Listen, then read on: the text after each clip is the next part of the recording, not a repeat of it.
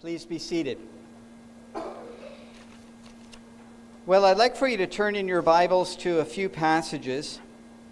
As was mentioned this morning, we were going to take our time this evening to have an explanation concerning the Constitution of the Reformed Presbyterian Church of Canada. And this decision was made last night, and I can't remember the exact hour when we decided this to do this. And so I burned the midnight oil and worked on a presentation, went through several documents to copy them off for you. This afternoon, finished it up, came, and forgot the notes on my desk. So I have nothing. No, I mean I have something, but they're sitting at home. So hopefully the Lord will bring back to mind at least a good portion of what I had written down, although it might not be as clean and neat as I was hoping. But I'd like for us to introduce this subject by turning to Isaiah chapter 9. Isaiah chapter 9. And can I ask, can you hear me clearly enough? Okay. Did you? Okay. Isaiah chapter 9 and verses 6 and 7. For to us a child is born, to us a son is given, and the government shall be upon his shoulder. And his name shall be called Wonderful Counselor, Mighty God, Everlasting Father, Prince of Peace. Of the increase of his government and of peace there will be no end, on the throne of David and over his kingdom, to establish it and to uphold it with justice and with righteousness from this time forth and forevermore. The zeal of the Lord of hosts will do this. And so here we have a prophecy concerning the coming of the Lord Jesus Christ as the Son of God in our flesh, who is appointed to be King of Zion, the King and head of the church. And so when we consider the constitution of a church in the world, then we're thinking, of course, being under the kingship of Jesus Christ. And then Ephesians chapter 5. Ephesians chapter 5 and verse 23.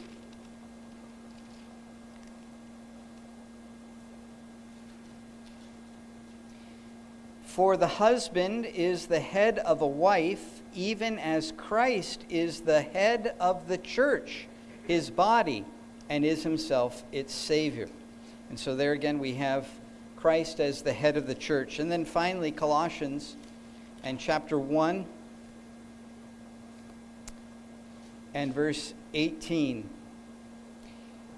And he, this is Jesus, and he is the head of the body, the church. He is the beginning, the firstborn from the dead, that in everything he might be preeminent.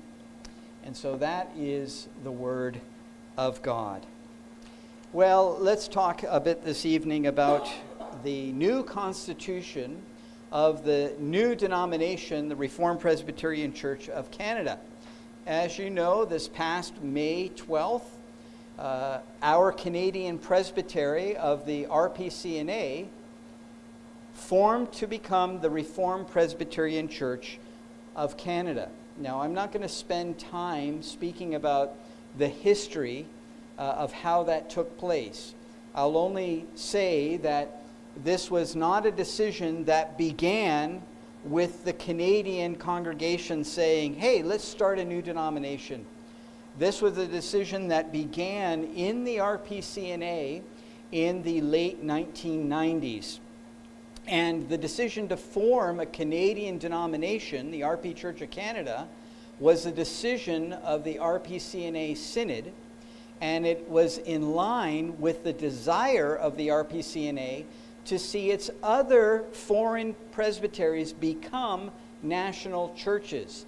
Probably the clearest example of that would be the Japan Presbytery. Did you know that the RPCNA, the Reformed Presbyterian Church of North America, has a Japan presbytery.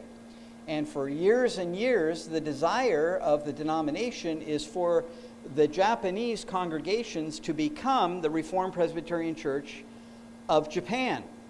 And that hasn't taken place yet, but there's still hope that it would. And so when we came to a point as Canadian churches, when we came to a substantial size where it seemed feasible in order to revive this desire to become a Canadian denomination, and when we became more and more convinced that too much energy was being expended by Canadian ministers and elders in concerns for American concerns in the church, having to go down there for synod, serving on boards and so on that deal with things that are happening in the United States, and then not having much energy to focus on the needs of our country.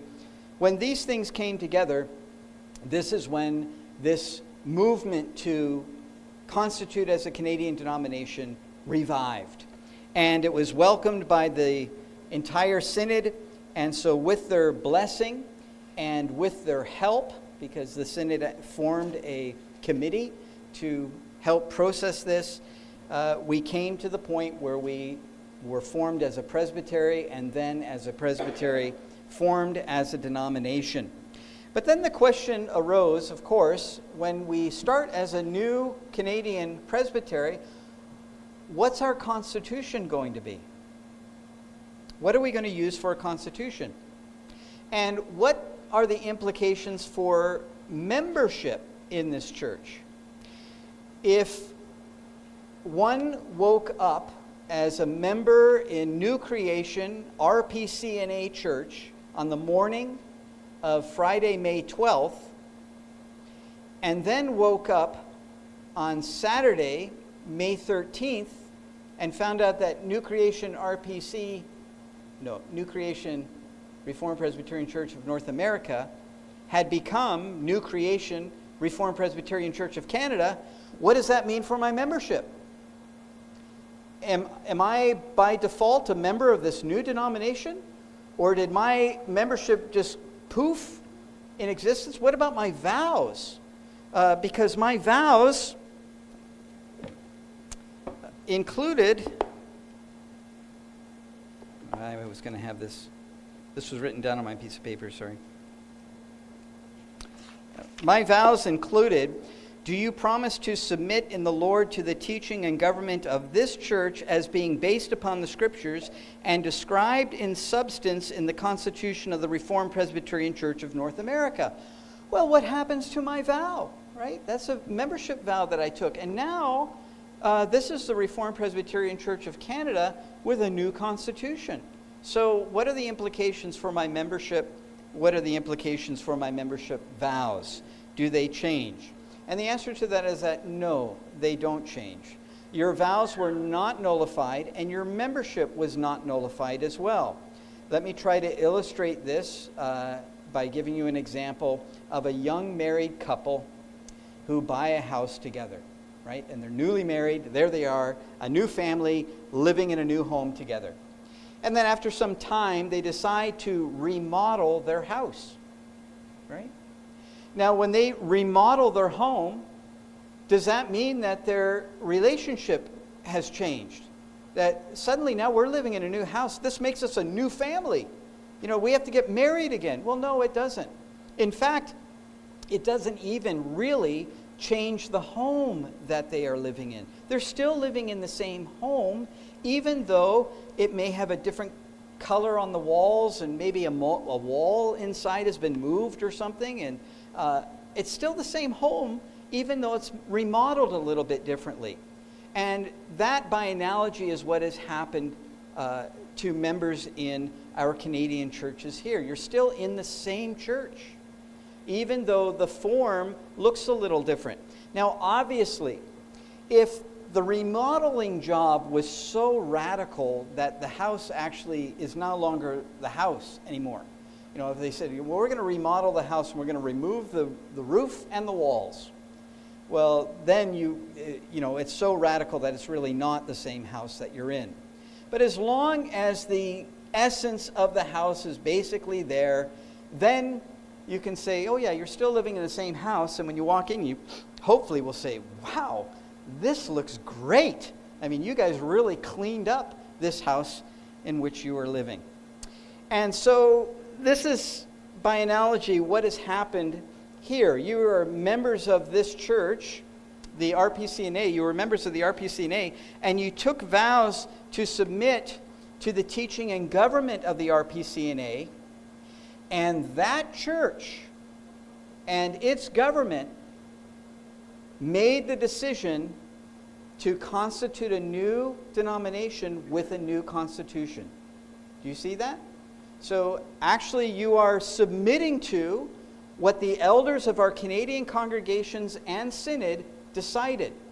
So this doesn't change anyone's membership vows with respect to members and with respect to deacons. It doesn't change any of your vows whatsoever. They stand, and so you don't need to retake vows. You don't need to recommit yourself to vows. The only retaking of vows that is required is that of elders. And that is because there was a change that was made with respect to subscription and certain things about our form of government that did change, okay? And I'll address that in a moment. So, what constitution would we adopt? This was the question. Should we just take the RPCNA Constitution and put a new cover on it with a new title and just say this is the Reformed Presbyterian Church of Canada, and then we go through it, wherever it says the RPCNA, we'll change that to the Reformed Presbyterian Church of Canada, and there you go. We've got it, and that's fine. Well, that of course could be the first thing that's one option that you could do. However, when we thought about this, it almost immediately became apparent that this would not be a viable option. And the reason why is because there is so much in this Constitution that doesn't pertain to the reality of our Canadian church. Okay? Let me try to illustrate this. Suppose you get a brand new John Deere lawnmower, right? And it comes with an owner's manual. Now, let's say you purchased the entry-level John Deere mower, right? You've got the 101. I don't know what the numbers are. Let's just say you got the John Deere 101, and you've got the owner's manual of the 101. Now, I'm sure that you've had owner's manuals like this, right? They're huge, and you look at it and it says, okay, for 101 lawnmower, here's maintenance schedule and everything. For those who have model 500 or model 800X with auto drive and such, here's the thing, and there'd be all this extra material that doesn't pertain to the model that you have, right? You have the essential stuff, but then you have all this other stuff that deals with a mower that's much bigger and has many more things about it that your lawnmower doesn't have. And that's what we were faced with with the RPCNA Constitution when it comes to its boards and how they function, when it comes to how the synod works and so on. It just doesn't fit the reality of where we are as a Canadian church. And so some modification would have to be done. If we were going to take the RPCNA Constitution and say, all right, let's make this our Constitution, well, we're going to have to do some remodeling of this Constitution, right? We're going to have to change some things. And so we went through and started thinking about, well, what are some of the changes? Well, some of the changes were quite significant. For example, the reality of our Canadian churches is that the vast majority of our elders, almost all, do not agree with the ordination of women deacons. That's just a reality. And the RPCNA does, and its constitution reflects that. So that would be something that would have to be changed. Again, many things about the function of boards and committees and all, that would have to be changed, right? There are just so many things. So as we began to change and look at different things, okay, what would we pluck out and so on, and remodel this Constitution or renovate this Constitution, what happens with all reno jobs? Right? What happens with all reno jobs? Look, okay, you're going to replace your kitchen counter? Well, you might as well change the cabinets too, you know? And while you're doing that, look, you'd be better off to work on the floor then, you know? And pretty soon, you're just over your head with all the changes that you would have to make, right? And sometimes you get to the point where you think, you know what? It might be easier just to start from scratch, okay? And that's where we came to as the elders of the church. We said, you know what? It might be better if we just start with a blank canvas than try to tweak this. After all, if we try to take this Constitution and go through it and pluck and trim and everything, this thing is going to come out looking like a poodle that was cut by a 3-year-old with pruning shears. It's just going to be a mess. So let's start with a blank canvas. But then the question is, well, how do you start that? Are you going to start with an absolute blank canvas? Now that is something that modern churches do often. You know, we're not going to even look at anything else. Let's just start our own thing all afresh. Here we go. We didn't want to do that because there were certain things that we believed were extremely important for a constitution of this church to have. And let me explain some of those things. One of them is that the Constitution should fit the goal of the church. And what is the goal of the church? Well, of course, it's to maintain order and the well-being of the members of the congregation, but it's also to seek the reformation and the advancement of the kingdom of God in our nation.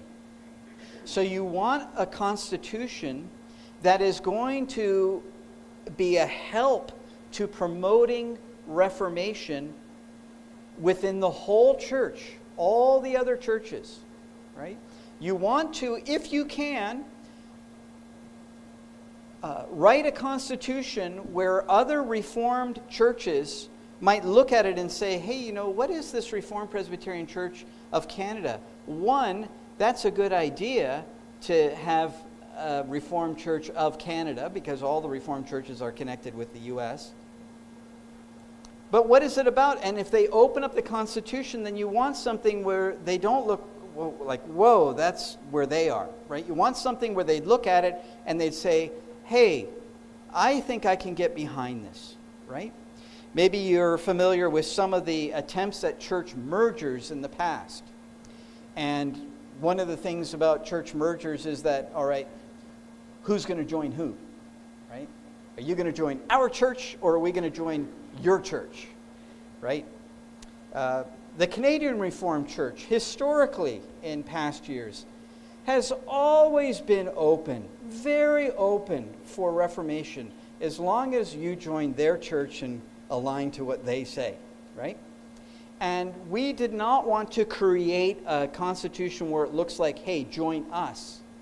What we wanted is a constitution where it seemed as if you were from the outside and you looked at it, that you would say, you know what? This seems historical. This seems like something I can jump into. And so we decided that we would begin with a template as a starting place with the original Westminster Standards. Okay, the original Westminster Standards. So the Westminster Assembly wrote, as you know, a confession, a larger catechism, and a smaller catechism. And then it also produced a directory for church government and a directory for worship. Okay? And it borrowed heavily from the influence of the Synod of Dort. And so when the Westminster Assembly was done with its work, it appealed to the Dutch and said, hey, look at what we produced. We think we've done a little improvement, and we would encourage you maybe to look at it and either write something similar or, see what you can do with that so that we would become more and more aligned. So we wanted to start with that. Now, have any of you used tracing paper before? Thank you, Marco. Marco's waving behind the glass. He's like, yeah, me. That's good. You get tracing paper, right? And you lay it down and then you trace. And so the question is, well, what is the image underneath that we're going to start to trace with? And that's what we're saying. We're going to use the original Westminster standards. However, we're not going to trace every single line. We're not going to photocopy it because that's something that some Reformed churches have done. They said, we're just going to adopt the original, unchanged version of the Directory of Worship and the Directory for Government. Not going to change anything. And what we wanted to do is to have something that's produced that is clean and fresh and yet clearly indicates, hey, this has historical roots. Okay? So you look at a 1969 Ford Mustang and you think, okay, that's a cool car, that's great. Or 1969 Chevy Camaro, probably even cooler, depends on what you think. But then you look at a 2015 Ford Mustang or a 2015 Chevy Camaro. Obviously, the 2015 cars are modern. They're reliable. They're cleaner. Their performance is so much better. They are a new car for today's roads. But when you look at them, you say, I can see the inspiration behind them. I can see the callback to the original. And that's what we wanted to produce in our Constitution. That when you opened it, that they would say, hey, this is laid out like the original confession, but it's cleaner and it's more concise, but it has that callback to the original. So that's something that we wanted to do. Another thing that we wanted to achieve is to make a constitution that is accessible to everyone. Accessible to everyone. Now, how many of you have read through the RPCNA Constitution cover to cover? All right, John Smith, there you go. Oh, we got a number of them, that's right. Was that easy reading? There's a lot in here, and it is not logically put together in many ways, okay? It's very cumbersome. And proof of the cumbersome nature of this Constitution is demonstrated at Synod when there's important business on the floor and most of the discussion is about procedure. Wait a minute, it says here and such, well, if you look on this page over here, and it's just very, very cumbersome. So what we wanted is something where people could read through it and it's concise, it's clear, and yet it's not watered down.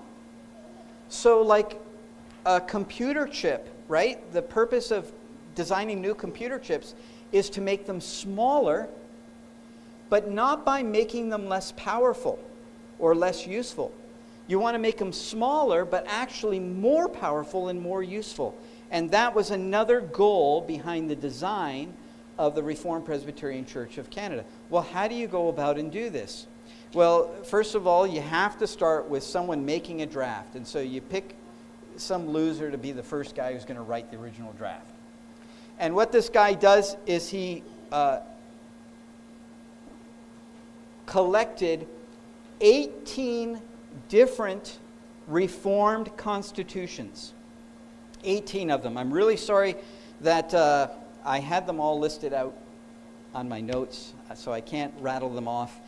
On the sheets that I pulled out, you can see some of them because each of these 18 different constitutions were referenced for different reasons over the 3 and some year period of writing our Constitution for different reasons. But that was the first place to begin, is to go through 18 different constitutions of the NAPARC churches. Those are the North American and Reformed churches. So you think of, the ARP, the FRC, Canadian Reformed Church, URC, OPC, PCA, all these different constitutions, plus going over the Reformation Constitution, so the first book of discipline of the Church of Scotland, the second book of discipline Church of Scotland, the 1645 Westminster Directory for Worship, the 1647 Directory for Worship. Okay? Comb through those and go through the different RPCNA constitutions. Now, perhaps some of you are unaware, but since you have become members, I think some have been members since 2003, some since 2005. There have been a few major revisions of our Constitution, and you didn't even know it. The Book of Government had been completely rewritten, and the Directory for Worship had been completely rewritten over the period of your membership, and yet, you didn't feel as if the denomination changed or your membership vows had to be changed. That was never considered. But we looked at the 1945 Constitution, the I think this one's an 87 version, 2003, 2011 I think this is, and this is the latest I think with 2013. Okay, so the RPCNA has been changing its constitution, and so all of these were looked over. Now, you had to comb through all these constitutions, and the purpose for doing this is to look through them and to see, okay, what's the best that each of these constitutions has to offer? Because what we wanted to produce is the best of the best constitutions. How could we do that?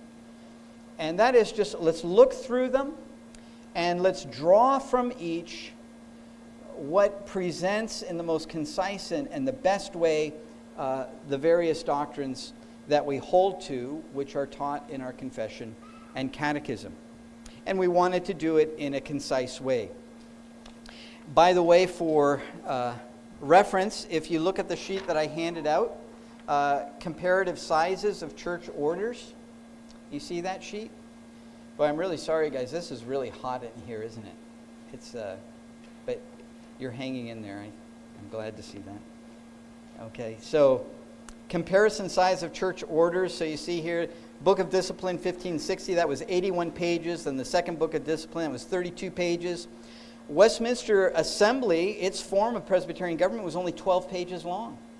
The Assembly then Directory, a rewrite, 32 pages.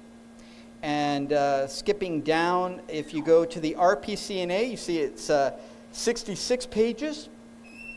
Now again, the RPCNA has two books of government, really. They have a directory for government and a book of discipline. It separates them into two different things.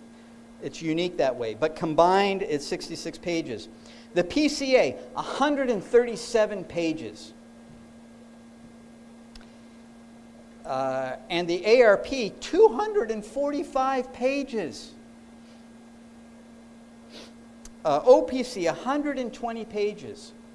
Now, what's interesting about these constitutions, if you ever want to take the time to comb through them, what you'll find is that they end up saying so much that they really don't say anything. In other words, it's just so much information that it doesn't really, it's not helpful anymore, in our opinion. The Reformed Presbyterian Church of Australia, 23 pages. Free Reformed Church of Scotland, continuing, 230 pages. And then you see at the very bottom, our Directory for Government is 36 pages. So we went back to kind of a sweet spot for the original documents and say, look, we got to pare this down to make it concise, clean, and to the point. And that's what we did. Okay? So we combed through these. We used drew the best for them. We looked at how they were laid out as well. How do you lay out what's the logical flow of a constitution? How should that be? It turns out, in our opinion, that the original Reformation standards were much more logically laid out. That shouldn't be a surprise because the Puritans in their education had a great did a great deal of study in rhetoric and in logic. And so that's why Reformation documents often are so logically and clearly laid out. When you think about the way in which the catechisms are laid out in terms of the subject matter and how they branch out and so on. And the directories are done in the same way. And so going back to the way in which the order and flow of the original standards were laid out, that's what we followed. Okay. So what changed? What are the big changes? And I would say that there have been a number of members in our Canadian churches which have gone through the Constitution of the Reformed Presbyterian Church of Canada, and they've had questions and pointed them out. And that's a wonderful thing. It's a good thing, and we'd encourage you to look through it and to study it. And if you have any questions about it, to raise those questions. We have presently the Constitution is like a butterfly that has just come out of its cocoon, and the wings are not yet solid. And so, for the first few years, we have in place a mechanism by which it can be amended fairly easily. And then once the bugs are ironed out of it, then it becomes more solidified and it becomes more difficult to change it. And that's just as a safeguard, so that if down the road, may the Lord prevent this to happen, but you get, renegades who come in and want to just change the standards of the church, that you have that stopgaps in place. But what changed? First of all, the biggest change. Let me ask you, what do you think is the biggest change in our Constitution from the RPCNA's Constitution? What's the biggest change? Simon? Did you say no testimony? You're 100% correct. No testimony. There's no testimony in the new Constitution. Why is that? Why is that? Two reasons why that is. The first reason is this. A testimony, such as the testimony of the RPCNA, is a never-ending document, a never-ending addition to the doctrine of the church. Okay? In the RPCNA's Constitution, it says the Westminster Confession of Faith is one of the historic creeds, and it is our standard. And then it says, however, changes in the application of truth are needed because of changing situations in each generation. Some current topics of vital importance for the Christian church were unknown in the 17th century. Therefore, the Reformed Presbyterian Church of North America presents its testimony, applying Scripture truth to the contemporary situation. And this testimony is placed in a column parallel to that which contains the confession. And so the Westminster Confession's here, and then you have the testimony here. And as you go through, then you see here's the confession, here's the testimony.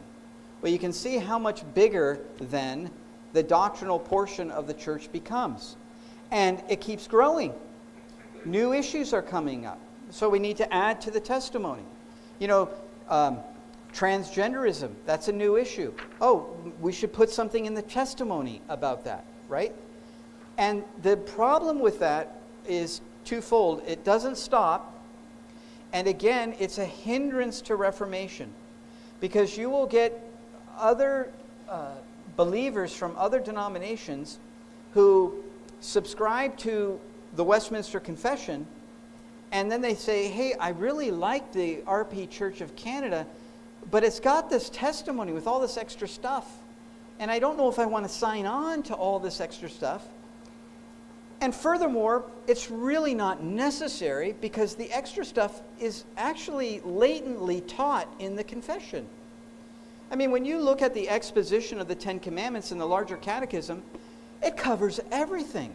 It covers everything about transgenderism. Nothing more doctrinally really needs to be stated in the confession in the form of a testimony Because that work of application is the work of the minister, of the pastor, in the preaching, to bring that truth to the contemporary situation. Okay? So that's one reason why a testimony isn't helpful. The second reason why the testimony isn't helpful is that it actually serves the purpose of separation from another denomination.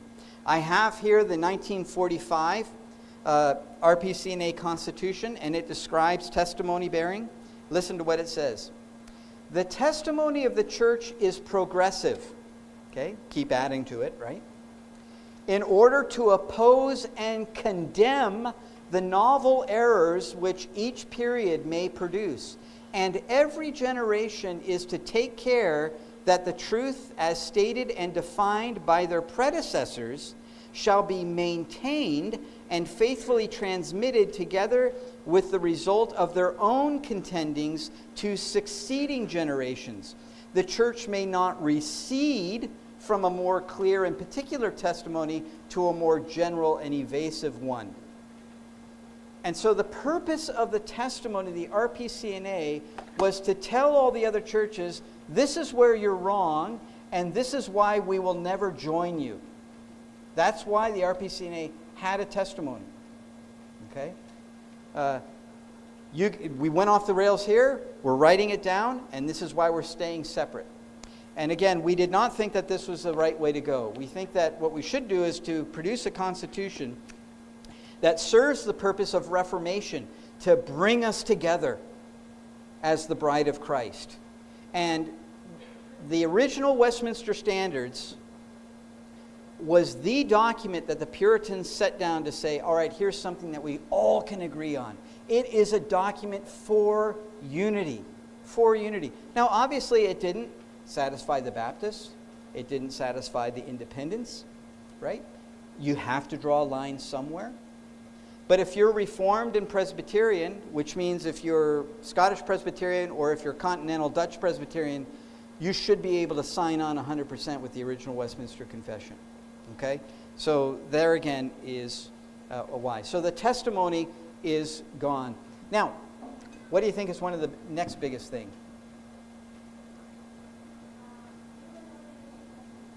Yeah, ordination of deacons. That is a huge change as well.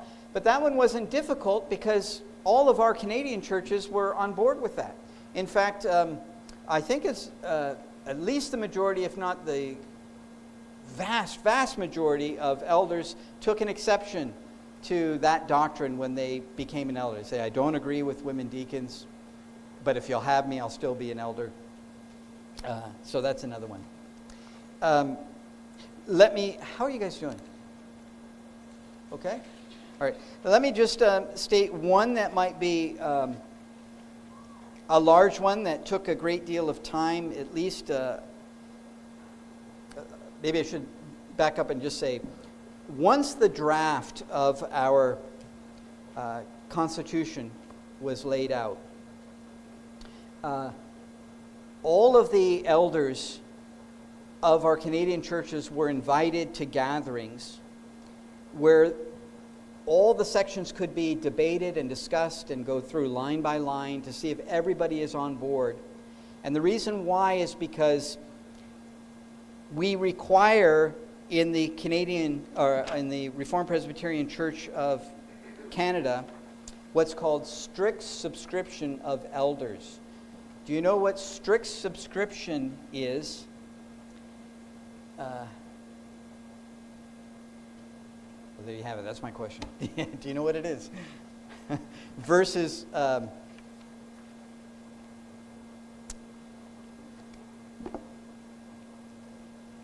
let's just go by way of illustration.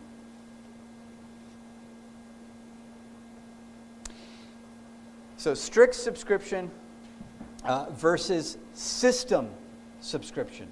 Okay? The RPCNA, following virtually all American Presbyterian churches, believes in system subscription. Here's the vow for elders. Do you believe in and accept the system of doctrine and manner of worship set forth in the Westminster Confession of Faith? Do you believe in the system of doctrine? Okay. Now, what's the problem with that?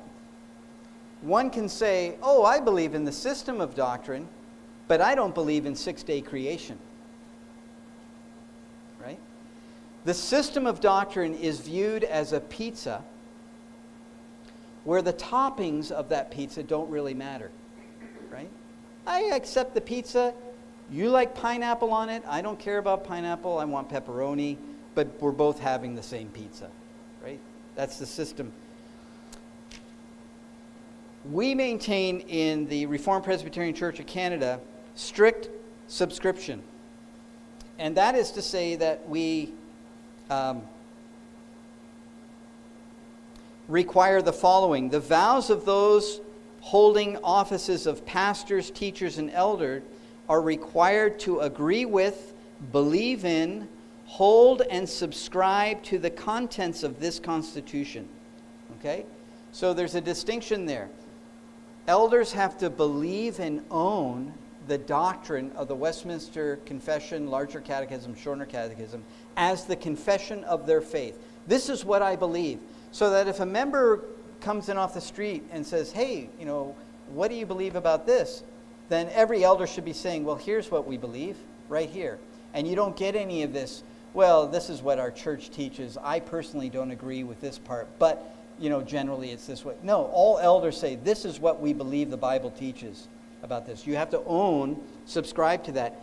And you have to uphold or maintain the directories for worship and the directories for government.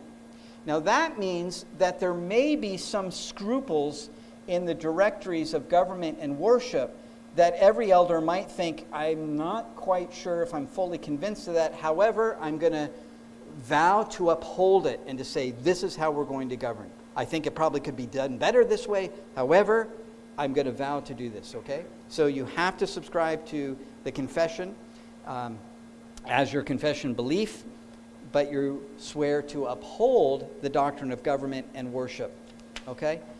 So one of the big things that was a change had to do with the offices. This was a question, right? The offices of the church. Before I do that, let me just point out one thing. Look at a comparison of voting requirements in the NAPARC churches. Do you see that? That one? Comparison of voting requirements in NAPARC churches.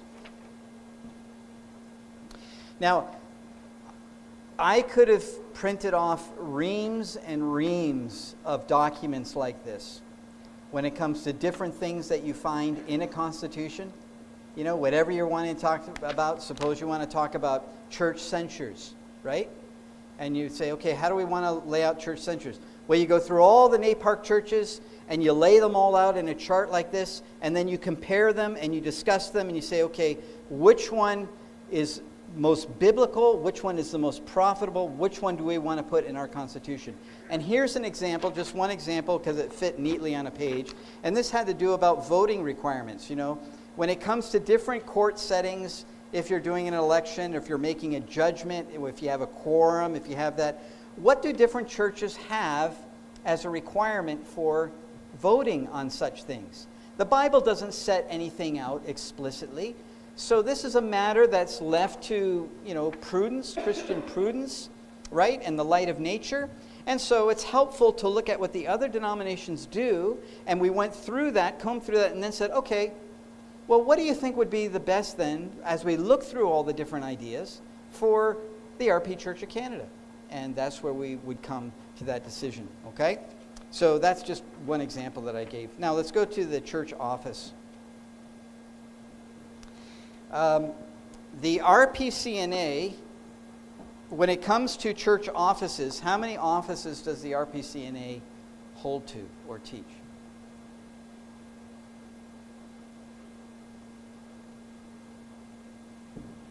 Two office view. For how long has the RPCNA held that view? There's an interesting question, isn't it? Has it been a long time?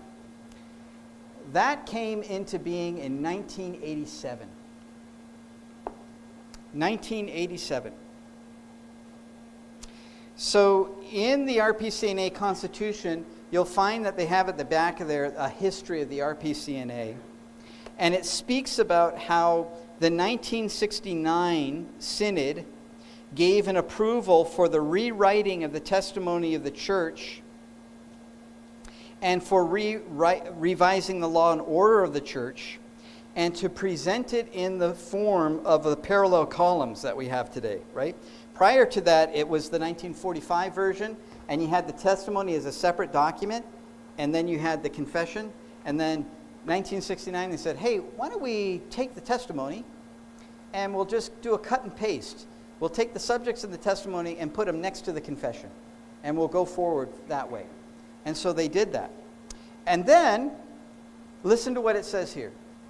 Following several years of study by the Synod on officers of the church, the Synod of 1981 appointed a special committee, chaired by Bruce C. Stewart, to revise and rewrite the form of church government, taking into consideration the conclusions regarding the nature of the eldership already adopted by the Synod.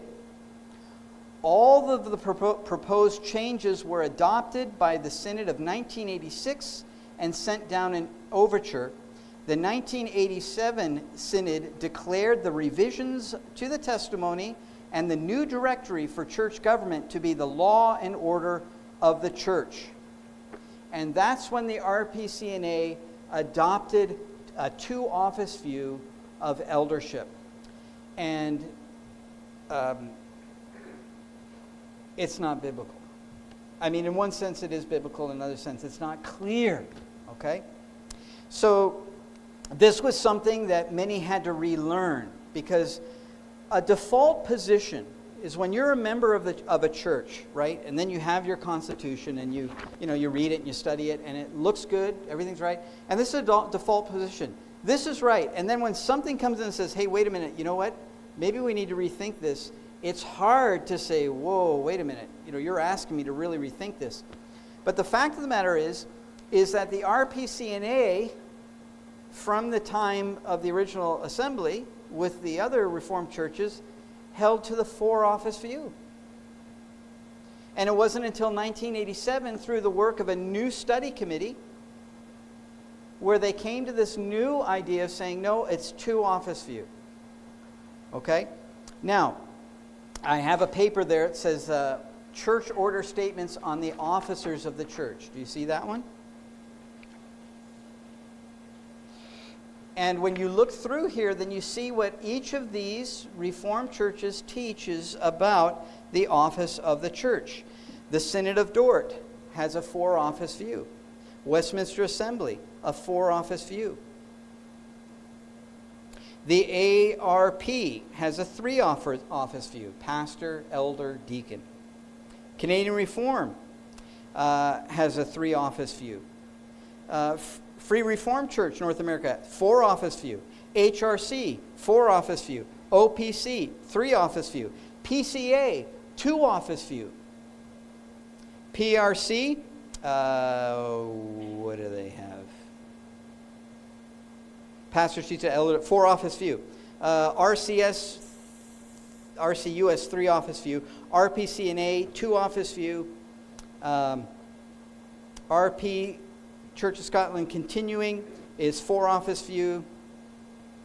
RP Church of Australia is a question mark. You read through that statement, you're thinking, what? How many is it? Is it two? Is it three? Is it what? I don't know. URC is three-office view. Okay? So that shows you that all these Reformed denominations have a little bit different view.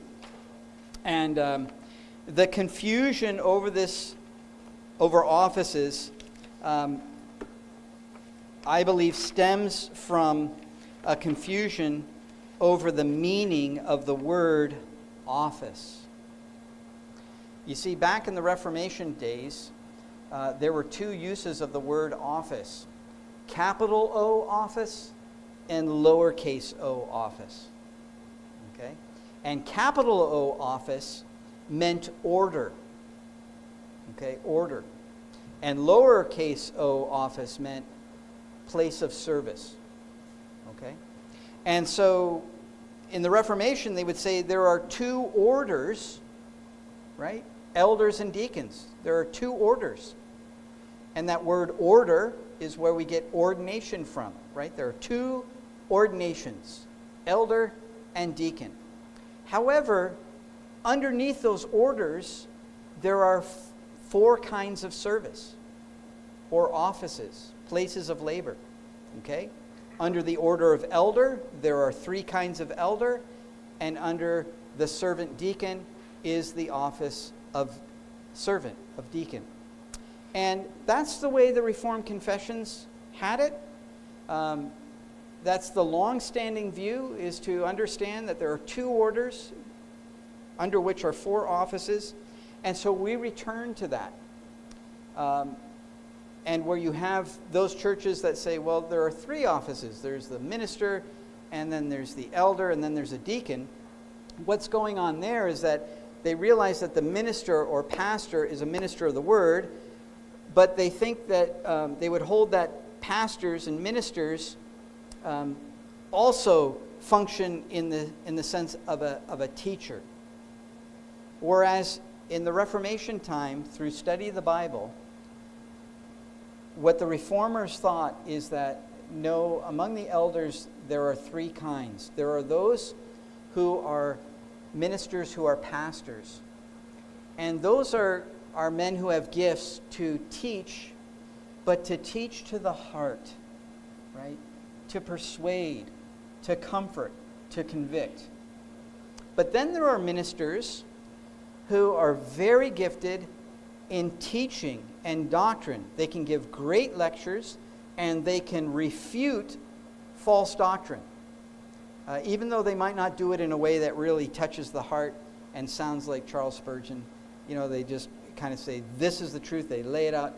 And they'd say, that is a gift of teaching. And they'd say, these are men who are useful in seminaries, in universities, who teach biblical truth and guard against error. Okay? And 1 Timothy 5:17 is one of the proof texts, right? Elders who rule well are worthy of double honor, especially those who labor in preaching and teaching. Okay? So there you have three kinds of elders. Elders who rule well, well, that's all elders, are worthy of double honor. Especially those who labor in the word of preaching and teaching. Okay? Two distinct kinds of ministering the word. Okay, so that's one of the proof texts. Now, I've included there with you a statement, I believe, quotes from divines on this idea of church offices. Okay? So that's for your edification. And then I also presented you with the preface to our Constitution that just kind of gives you an outline, like it just sets forward, okay, here's what's in our Constitution. Now, let me stop there and just ask if you have any questions, if there's anything that you found lacking in this or something that you'd want a little more information about. Simon.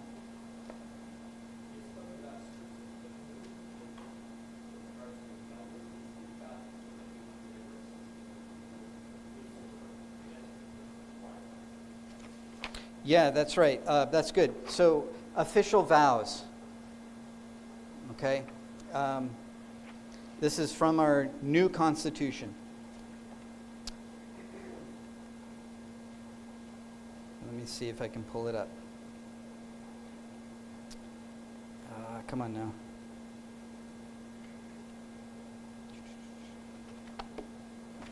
Okay, so these are the vows for membership in the Reformed Presbyterian Church of Canada.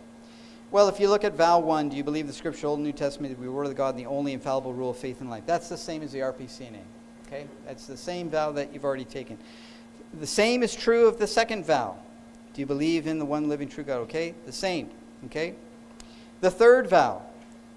Again, the same. Okay? To the end that you might grow in the Christian life. Do you promise? And then it has the same thing. Okay?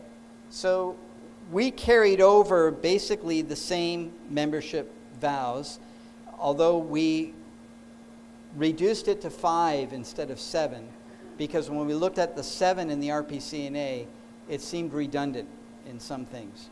Okay? Now, let me just use another example. When it comes to membership vows, you have to understand that a membership vow is an instrument, okay? It's a formula. That's what the old word is when it comes to constitutions. They're called formulas, or if you're going to abbreviate, you're going to say form, right? So the 3 forms of unity, the 3 formulas, and these are the documents. And membership vows are part of a form or formula, okay?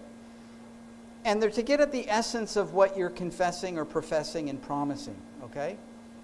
And the important thing is that they get at what's important, right? When a couple, a young man and woman, or an older man and woman, get married and they take marriage vows, right? They might not all be the same from wedding to wedding, right? You might go to one wedding and you hear them give their vows, and one might sound very traditional in the vows that they make. The other might use different words, but the substance is the same, just a little bit different form. And so that's what we have in these vows as well. The substance is the same, okay? And so if you look at 4C, or 4D, do you promise that you will submit in the Lord to the teaching and government of this church as being based upon the Scriptures and set forth in the Constitution of the Reformed Presbyterian Church of Canada? That's the same vow, basically, as the RPCNA. You're being asked to submit to it. As a member, you're not being asked to strictly subscribe in every part of it. Now, obviously, that's what your pastor and elders would want you to do, because we believe that everything the confession teaches is the teaching of Scripture, right? But if you come in and you're thinking, I'm not sure if I really agree with that or anything, well, we're asking you to submit to it. And we're asking you to respect the authority of the elders who are seeking to govern according to this Constitution. Okay? So does that make sense? The other thing I mentioned about deacons do not have to strictly subscribe to the confession and to the catechism. And the reason why is the nature of their office is not one of rule or government. Okay? The nature of their work is to serve people in their temporal needs. And so a deacon might not agree with everything in the doctrine of the church, but he still has the gifts. He's not responsible for governing the sheep according to the doctrine of the church, right? And that's why they're not required to subscribe. Again, it would be, that's the desire of all the leaders of the churches to have everybody fully on board, but it's not required in vows. So, when it comes then to our congregation, our elders will need to subscribe to their ordination vows for the RPCNA Church of Canada, because they need to subscribe, and they need to do it for your sake, so that you know where your elders stand. It's only fair this way, and you can trust and you can say, what do my elders believe? And when you study the confession, you can say, I know that's what my guys believe. And you no longer have this situation which sadly exists in many of the Reformed churches and in the RPCNA, where you say, here's what our confession teaches, but I know my elder doesn't actually believe that. I know that, and that's a depressing thing, right? People should be able to walk off the street and say, I've been studying the Westminster Confession. Do you guys believe that? And every elder could say, absolutely, we believe that. Right? That's the teaching of Scripture. So the elders need to do that. We give opportunity for the members, if they want to give assent to their vows again under this new Constitution, to do that as a way of, almost like excitement. I'm not a big proponent about getting remarried, like we're going to do our vows again, because of course that's not really necessary. But some people want to do it because it's just, special or something, right? We're going to revive our relationship. And so we wanted to give that opportunity for deacons and members to do that, and that's what we wanted to do. But I think it's been good and helpful that this was brought to our attention, that we take some time to go over this. Do you think this was helpful to do that? So next Lord's Day, we're going to propose that during the morning service, I think we've talked about the morning service, that we would give opportunity for members to stand as a visible sign of their assenting, getting behind what we are about as the Reformed Presbyterian Church of Canada, in a similar way as when a family brings up their baby to be baptized, and then we ask the congregation, would you like to stand to show your support and assent to this? That's what we'd like to do, and give you the opportunity to do that. Okay? Any other questions?